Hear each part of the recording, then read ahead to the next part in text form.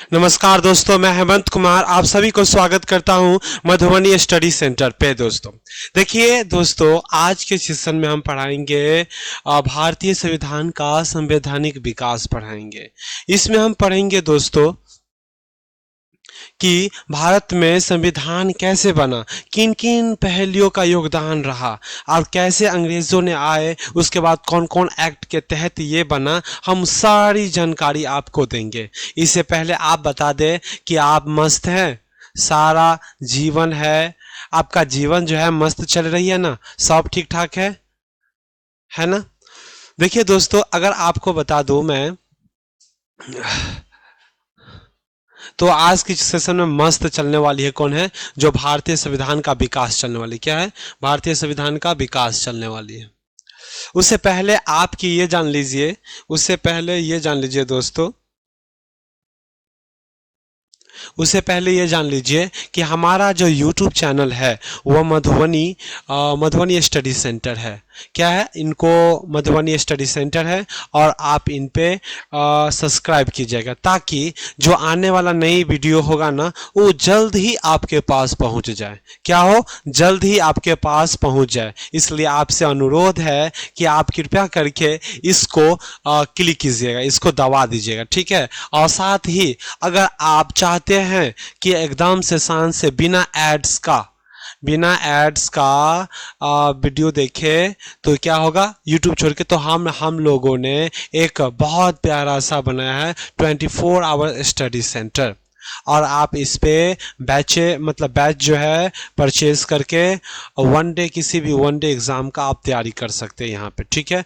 आगे अगर बढ़ा जाए दोस्तों, तो यह हो रहा फेसबुक स्टडी से, फेसबुक पर भी हो जाएगा। व्हाट्सअप नंबर की आपको ज़रूरत पड़ती है, तो अगर आपको किसी भी चीज़ का डॉट लगती है या कहीं पर भी अगर फंस जाते हो, तो इस पे कॉल कीजिएगा दोस्तों, इस पे मैसेज कीजिएगा। उसके बाद अगर इंस्टाग्राम हो गया ये, और अगर हमसे पर्सनली जुड़ना चाहते हैं तो मेरा जो है ये है हेमंत कुमार 26, इस पे जुड़िएगा। देखिए तो चलिए दोस्तों, उसके बाद हम बात कर लेते हैं, कुछ नहीं है, चलिए हम बात कर लेते हैं भारत का संवैधानिक विकास। ठीक है, भारत का संवैधानिक विकास। देखिए, आप लोगों को बेहतर तरीके से पता होगा कि हमारा जो संविधान है, क्या है, हमारा जो संविधान है वह 26 नवंबर 1949 को क्या किया गया था, अंगीकृत किया गया था। क्या किया गया था, अंगीकृत किया गया था। मतलब ये हुआ, अंगीकृत का मतलब हम पूरी तरह से संविधान को नहीं अपनाए थे, लेकिन उसके पश्चात अगर देखा जाए दोस्तों, तो जनवरी 1950 26 जनवरी 1950 को हमारा जो संविधान है वह पूर्ण रूप से क्या हो गया, लागू कर दिया गया। ठीक है, लेकिन हमारे विकास में, संवैधानिक सतत विकास की जो शुरुआत होती है वह ब्रिटिश या अंग्रेजों के आने के आरंभ में ही होता है।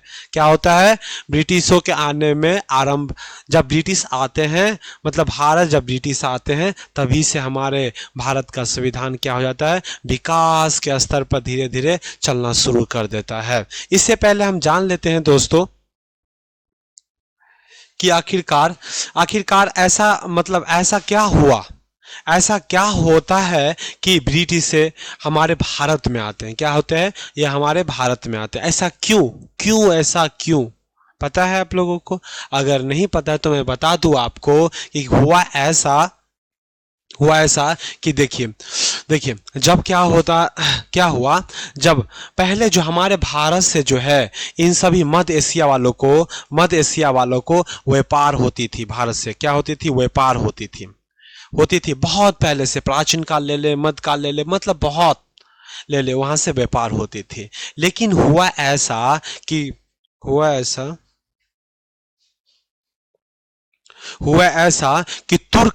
तुर्की ने, क्या हुआ, क्या तुर्की पे इस पे क्या कर लिया, कब्जा कर लिया। क्या कर लिया, कब्जा कर लिया, कब्जा कर लिया।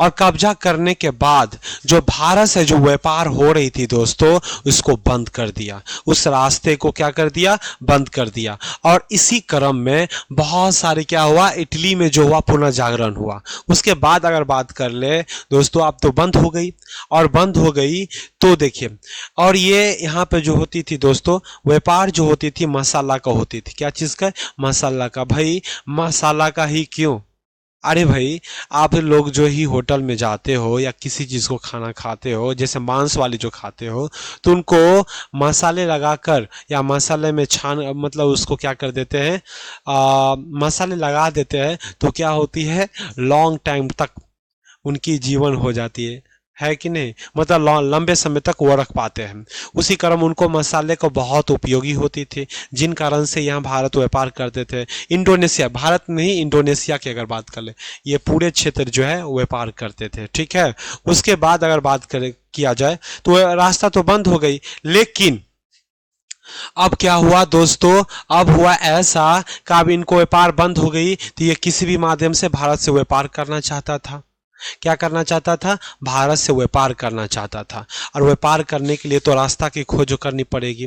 रास्ता की खोज करने के लिए इन यूरोपीय देशों ने एक संगठन बनाया, जिसके तहत मतलब यूरोपीय देशों में एक देश को मतलब भारत की ओर से क्या बोला कि रास्ते ढूंढ के लाओ, रास्ते ढूंढा जाए। तो सबसे पहले अगर बात करें जाए तो कोलंबस को क्या चाहिए, कोलंबस को सबसे पहले, कोलंबस को क्या, कोलंबस को, कोलंबस को भेजा गया।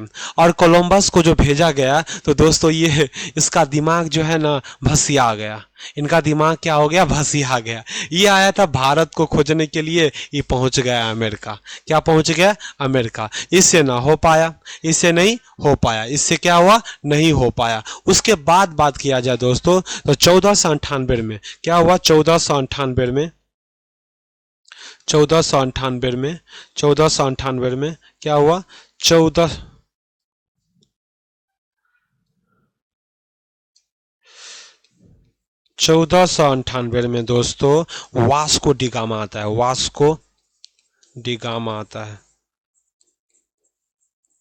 वास्को डिगामा आता है। और ये वास्को डिगामा यहाँ पर केप ऑफ गुड होप है, और इसके होते हुए ये भारत दोस्तों पहुंचा। कहाँ पहुंचा, भारत कालीकट पे पहुंचा। क्या पहुंचा, ये रास्ता थी, ये क्या इसके होते हुए ये कालीकट होते होते होते होते ये कहाँ पे पहुंचा, कालीकट पे। और कालीकट पे जो पहुंचा वास्को डिगामा, तो यहाँ के जो जेमोरिन राजा थे, वहाँ इनको वास्को डिगामा को बहुत अच्छे से मतलब स्वागत किया। और साथ ही इनको क्या हुआ, इनको उपहार में बहुत मसाले दिए गए। और ये जो दोस्तों मसाले जो इसने यूरोप में जाकर जो बेचे, तो इनको 60 गुना मुनाफा हुआ, समझ सकते हैं। मतलब 1 रुपया का सामान खरीदा और 60 रुपया कमाया दोस्तों। और ये जो गया तो इसमें जो यूरोप वाले थे दोस्तों, इनकी दिल में लगी आग। क्या लग गई, दिल में लगी आग, इनको जलन होने लगी। अब ये भी कहा कि हम भी जाएंगे इस रास्ते थे। तो उसी क्रम में तो सबसे पहले आता है, उसी क्रम में अगर बात किया जाए दोस्तों, तो सबसे पहले आता है पुर्तगाली, उसके बाद डच आते हैं, देख लेते हैं। उसके बाद डच आते हैं दोस्तों, सबसे पहले आता है पुर्तगाली, उसके बाद आते हैं डच आते हैं। पहले कौन आते हैं, पहले आते हैं पुर्तगाली, उसके बाद आते हैं डच, उसके बाद आते हैं डच, उसके बाद आते हैं 3 नंबर पे अंग्रेज, उसके बाद आते हैं डेंस, और उसके बाद आते हैं 5 पे ये। मतलब इसमें एक सही क्रम नहीं दिया गया है, आपको बता दूं सही क्रम। तो सबसे पहले पुर्तगाली होगा, क्या होगा, पुर्तगाली, पुर्तगाली क्या होगा, पुर्तगाली। पुर्तगाली के बाद आता है डच, डच के बाद आता है दोस्तों, डच के बाद आता है अंग्रेज, अंग्रेजों के बाद आता है डेन, डेन के बाद फ्रांसीसी आता है। लेकिन हमारा भारत जो है, हमारा भारत का, और यहीं से मतलब ये भारत में प्रवेश करते हैं, और तभी से क्या हो जाता है दोस्तों, भारत का संवैधानिक विकास आरंभ हो जाती है यहीं से। उसके बाद अगर बात किया जाए दोस्तों जब भारत में अंग्रेज आते हैं तो वहीं से भारत की संवैधानिक विकास प्रारंभ हो जाती है।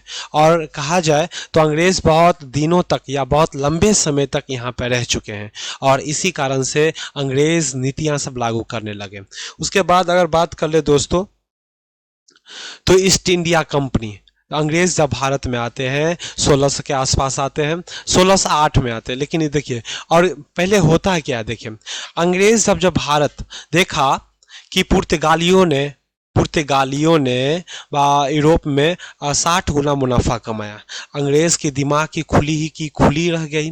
उसके बाद इन्होंने अंग्रेज सब ने क्या हुआ, इलिजाबेथ से एक राजलेख पत्र बनाया। एक क्या बनाया, 1600 में राजलेख, एक ईस्ट इंडिया कंपनी के लिए एक अनुमति पत्र मांगा और उससे बोला कि हम जा रहे हैं भारत में व्यापार करने के लिए। ठीक है, कहाँ पे, व्यापार करने के लिए। और ये एक रॉयल चार्टर से पूर्वी देशों में व्यापार करने का क्या ले लिया, अधिकार ले लिया गया। क्या ले लिया गया, अधिकार ले लिया गया। उसके बाद ईस्ट इंडिया कंपनी का और प्रबंध एक गवर्नर और 24 सदस्य थे। इसमें कितने सदस्य थे दोस्तों, 24 सदस्य थे द्वारा होता था। ये जो ऑपरेट होती थी ना ईस्ट इंडिया कंपनी, ये 24 सदस्यों से होता था। इसके पश्चात देखते हैं, और मिल गया इनको रॉयल क्या मिल गया, रॉयल चार्टर इनको प्राप्त हो गई। उसके बाद ये फ्री हो गए। और उसके बाद अगर बात करें दोस्तों, तो 1609 में और 1615 और 1626 में चार्टर द्वारा भी सम्राट जेम्स प्रथम के द्वारा इनको और अधिक शक्ति मिल गई। ठीक है, उसके बाद क्या हो गया, और अधिक शक्ति मिल गई, और मतलब और ये भारत में पूरी तरह से क्या हुआ, फैक्ट्री स्थापित करने लगे। उसके बाद देखिए 1661 के राज से कंपनी को फैक्ट्री में निवास करने वाले सभी व्यक्तियों के लिए दीवानी और फौजदारी अधिकारी प्रदान किए गए।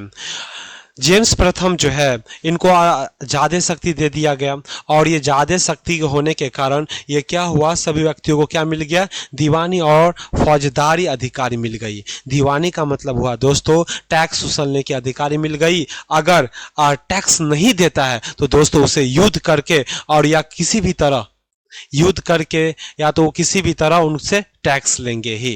तो ये सारी बातें थी ईस्ट इंडिया कंपनी की। उसके बाद अगर बात कर ले दोस्तों, तो ईस्ट इंडिया कंपनी से पहले देख लेते हैं कि ईस्ट इंडिया कंपनी जो थी इसकी स्थापना कब हुई। देखिए स्थापना की अगर बात किया जाए ईस्ट इंडिया कंपनी की, तो 21 दिसंबर 1600 ईस्वी में हुआ। ईस्वी में हुआ ऐसा कि देखिए इसकी जो मुख्यालय है वो तो पता ही है आप लोगों को। इनकी मुख्यालय कहाँ पे है, लंदन में, ब्रिटेन में हो जाएगा। संस्थापक कौन था, जॉन वाट्स और जॉर्ज वाइट थे। और उपनाम अगर बात करें तो कंपनी थे, और मूल नाम की छोड़िए, मर्चेंट ऑफ, कंपनी का नाम क्या था दोस्तों, merchant of London trading institute the east Indies. स्वरूप क्या था, यह एक संयुक्त उद्यम कंपनी थी। मतलब बहुत लोगों का, मतलब बहुत सारे 24 से अधिक सदस्य था इसमें, और उन सभी का क्या था, एक संगठन था। उसके बाद कर ले तो आपको पता ही बता दिया था कि इलिजाबेथ से क्या लिया था, व्यापार की चार्टर एक्ट पारित करके ये यूरोप पूर्वी देशों में व्यापार करने के लिए निकले थे। ठीक है, ये सारी बात रही। देखिए यहाँ से ना एग्ज़ाम में क्वेश्चन बहुत ही पूछे जाते हैं, इसलिए है क्या, इनको ना अच्छी तरह से आप सही ढंग से दिमाग में उतारने की प्रयास कीजिएगा। देखिए, और उसके बाद क्या होता है, इसी के तहत पर 24 दिसंबर 1726 को इस चार्टर के द्वारा कलकत्ता, मद्रास, बम्बई और निगम की स्थापना हुई। कौन से ये जो और इससे पहले जो आया था अधिनियम, और उसी से 24 सितंबर 1726 को चार्टर के द्वारा क्या क्या स्थापना की गई, कोलकाता, मद्रास और बम्बई। उसके बाद कहते हैं ब्रिटिश सम्राट के द्वारा बम्बई, कलकत्ता, मद्रास में मेयर की स्थापना की गई और कंपनी को स्वयं के लिए विधि निर्माण की शक्ति दी गई।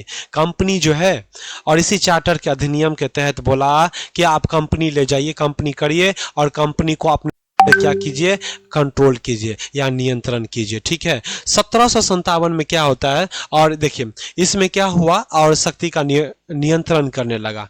लेकिन भारत में जब आए तो क्या हुआ, बहुत सारे राजा थे भारत में, बहुत शक्तिशाली भी राजा थे, लेकिन क्या हुआ कि इनको कंपनी को बढ़ाने के लिए विकास करने में क्या किया, ये सब अवरोधियां डालते थे, जिसी कारण से इनको 1757 में प्लासी का युद्ध लड़ना पड़ा। और प्लासी के युद्ध में दोस्तों सिराजुद्दौला पराजित हो जाते हैं, और जिन कारणों से इनको बंगाल का प्लासी के युद्ध में पराजित हो जाते हैं, वह ईस्ट इंडिया कंपनी को स्थापित कर लिया जाता है। और उसके बाद क्या होता है, ईस्ट इंडिया कंपनी को स्थापित होता है। उसके बाद अगर बात किया जाए तो 1664 में बक्सर का युद्ध होता है, और इस युद्ध के बाद ये ब्रिटिश ईस्ट इंडिया कंपनी जो है बहुत मतलब तरह से राजनीतिक या व्यापारिक तरफ से संपन्न हो गया था, और ये तरह तरह की नीतियां लागू कर रहे थे।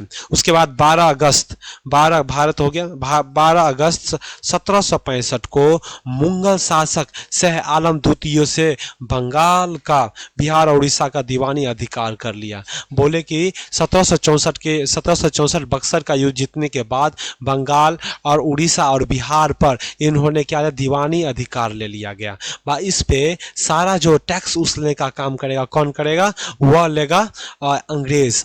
जितने भी टैक्स होगा बिहार, उड़ीसा और बंगाल का, जितने भी टैक्स लेगा वो कौन लेगा, अंग्रेज। कौन लेगा, company, British east India company. उसके बाद देखते हैं दोस्तों द्वैध शासन अपना, और 1772 में वेरेन हेस्टिंग ने बंगाल में कंपनी को और कंपनी व नवाब द्वैध शासन 1765 के तहत 1765 से 72 तक द्वैध शासन अपना दिया गया। देखिए द्वैध शासन का मतलब क्या होता है, अब एक ही भारत में एक ही राज्य में क्या होगा, दो तरह से शासन चलेगी। मतलब जो नवाब होते थे, नवाब को दिया गया कि जनता के जो मांगे होती है, जनता को जो मांगे वो पूरा करेगा, लेकिन दोस्तों टैक्स वसूलने का काम, मतलब दीवानी का अधिकार ले लिया कौन, अंग्रेज ले लिया, अंग्रेज। समझ में आ गई। तो ये और वारेन हेस्टिंग जो है द्वैध प्रशासन या द्वैध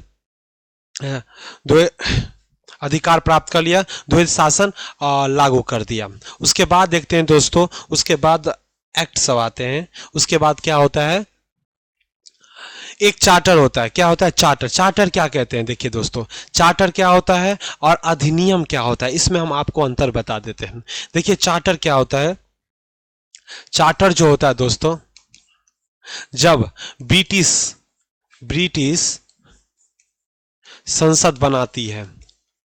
संसद बनाती तो उसको चार्टर कहते हैं। जब ब्रिटिश संसद किसी कानून बनाती है तो उसे चार्टर कहते हैं, और यही जब भारत में आ जाता है तो उसे क्या कहते हैं, अधिनियम कहते हैं। क्या कहते हैं, अधिनियम कहते हैं। क्या कहते हैं, अधिनियम कहते हैं। अधिनियम कहते हैं दोस्तों। तो सबसे पहले 1857 से पहले की बात करेंगे, और ब्रिटिश क्राउन के अंतर्गत क्या होता है ये सारी बात करेंगे। देखिए ईस्ट इंडिया कंपनी के अंतर्गत देखिए 1800 से पहले बात करेंगे तो कौन कौन होता है, रेगुलेटिंग एक्ट आता है 1773 का, और पीट्स इंडिया एक्ट आता है 1784 का, फिर चार्टर एक्ट आता है 1793 में, फिर चार्टर एक्ट 1813 में आता है, उसके बाद चार्टर एक्ट 1833 में आता है, उसके बाद चार्टर एक्ट 1853 में आता है। उसके बाद अगर बात किया जाए दोस्तों 1857 के बाद भारत शासन अधिनियम आता है। भारत शासन अधिनियम 1858 में आता है। उसके बाद भारत परिषद अधिनियम आता है 1861 में।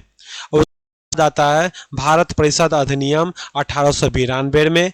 भारत शासन अधिनियम 1919, 1935 और 1947 लास्ट रहा।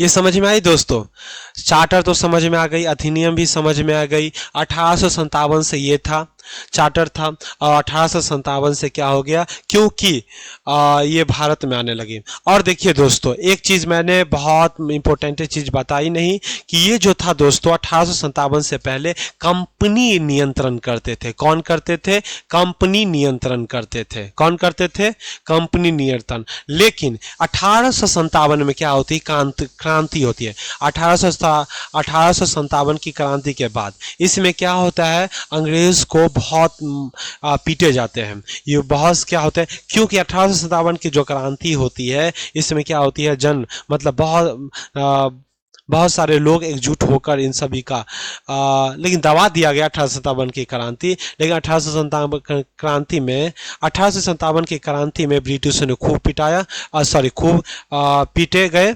और उसके बाद क्या हुआ, क्राउन का मतलब क्राउन का अंतर्गत क्राउन का राज चलने लगा। मतलब कंपनी जो चलाते थे शासन, उनको खत्म करके और किसका, क्राउन का नियंत्रण होने लगा। तो ये सारी बातें थी। उसके बाद करते हैं, तो पहला क्या है, रेगुलेटिंग एक्ट। तो बताओ बच्चों, यहाँ से क्या होती है, एग्जाम में ना बहुत बहुत इंपॉर्टेंट क्वेश्चन पूछे जाते हैं।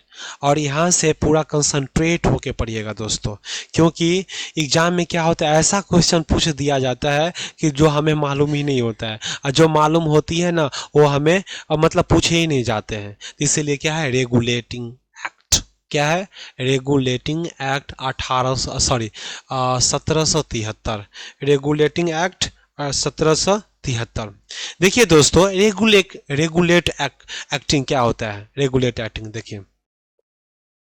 देखिए कंपनी कर्मचारियों के द्वारा दिए जाने वाला उपहारों तथा घूस रोकने और पहला प्रयत्न है इसी अधिनियम के द्वारा किया गया। हुआ ऐसा कि जब देखिए कंपनी जो था दोस्तों, कंपनी जो था भारत में, ठीक है, तो चार्टर के तहत कंपनी का अधिकारियों का चलाने का मिल गया था।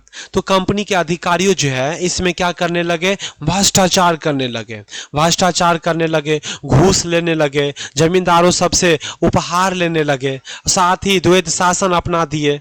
और साथ ही कुछ बीच होती है, कंपनी क्या होती है, नहीं चलने तो लॉस में जाने लगती है।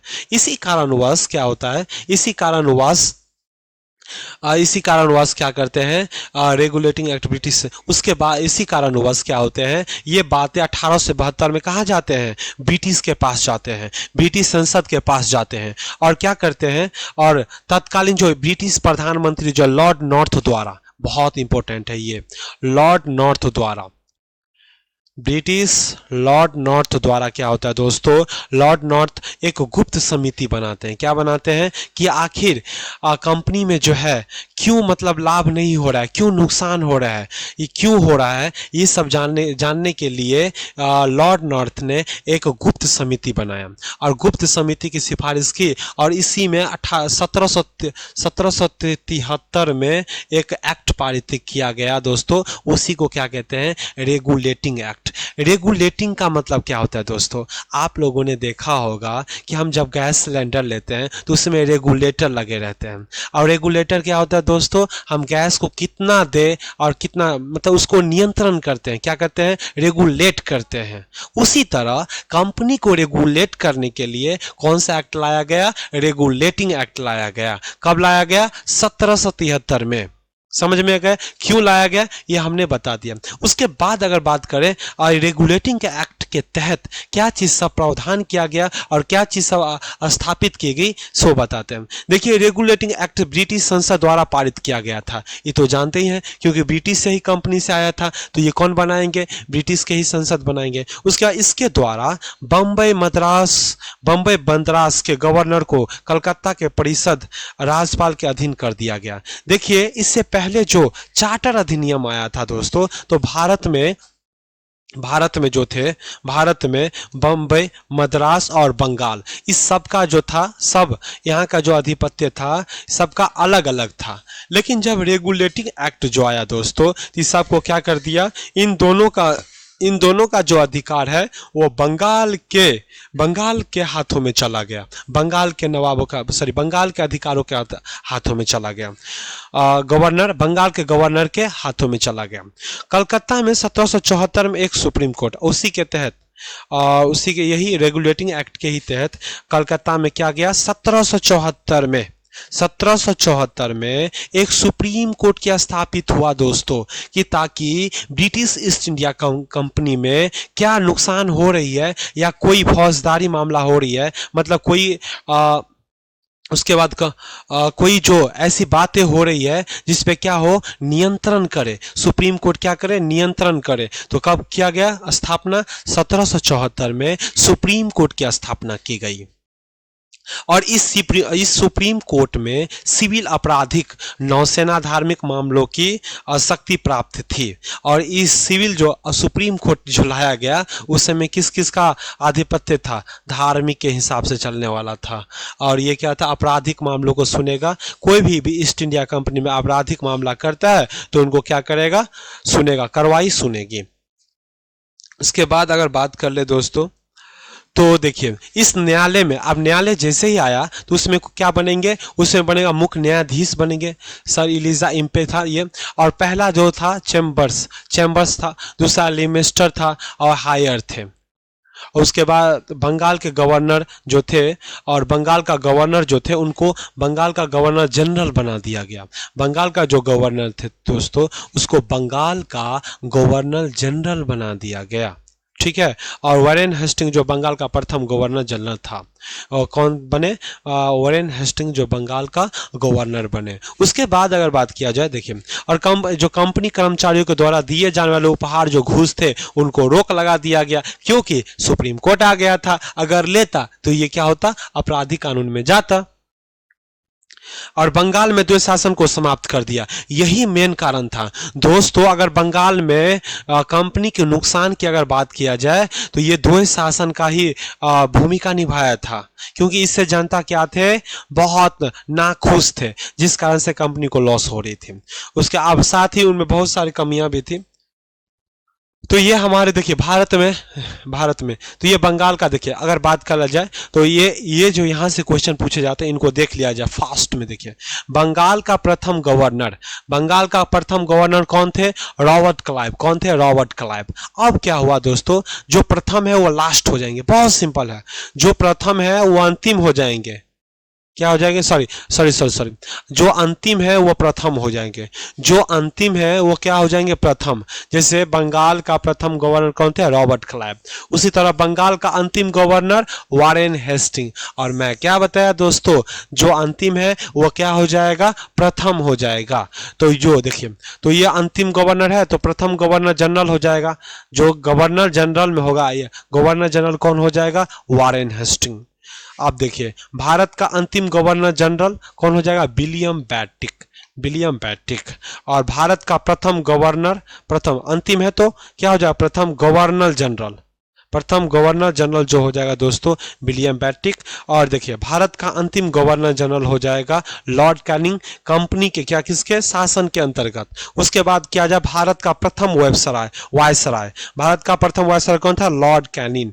इनको याद करना है दोस्तों, इनको याद करना है और एग्जाम में पूछे जाते हैं, ठीक है।